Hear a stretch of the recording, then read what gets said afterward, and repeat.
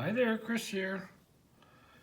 So, who says master locks are girly locks? They make some fine locks. And they make big ones too. So, there you go. There is the biggest one they make, or made. And this is a master number 17. I'm sorry, 19. And it is huge. And it's about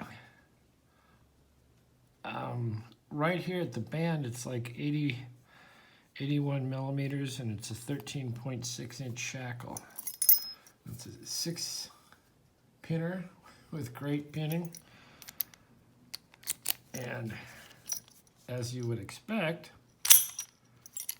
it fires up quite a snap. So anyway, and I've already had a pick in this and got virtually nowhere. These are really hard to pick, these bigger ones and older ones. But I'll work on it and see if I can't get it open. Anyway, I just wanted to show you that. This came in this morning, or actually it's this afternoon now. And I thought I would show that real quick. Anyway, thanks for watching. Hit the like, subscribe, leave a comment, and we will see you next time.